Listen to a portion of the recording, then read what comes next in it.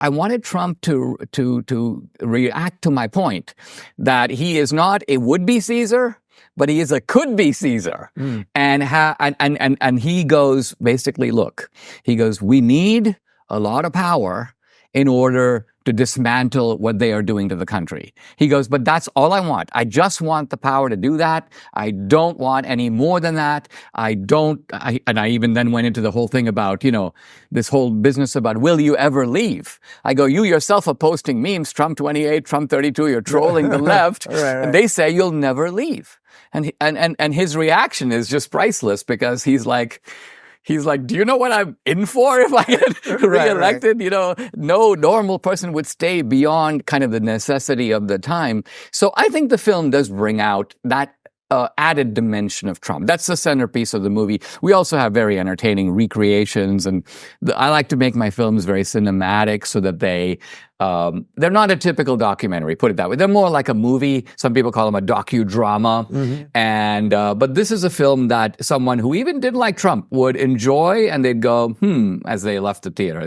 It would get them thinking. Did you get anything on the sort of really personal side of him? Because one of the things that changed me on Trump was, my audience has heard this, so I'll give you the very brief version, was I had dinner with Junior at Mar-a-Lago, and he said, do you want to meet my dad? Of course. Two tables over is that it's the week of the first presidency, right before Christmas, whatever year the first impeachment, whatever that was, I don't even remember what year. It was 21, maybe? No, of course not 21. No, 18.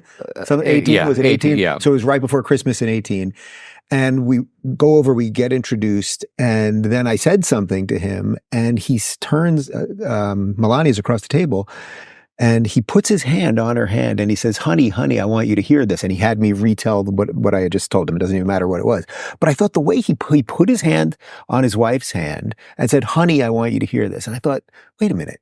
If you listen to the media, they hate each other. She hates him. But it was so natural what happened. Right. So unless he was just acting completely, and her reaction was completely authentic too. Did you get anything like that to just get more of like the family side or the personal side? I begin with some of that because I think here's what I say. I say, look, Trump is a very strange character if you think about it, because you can't name too many people for whom there's a substantial number of people who would take a bullet for the guy.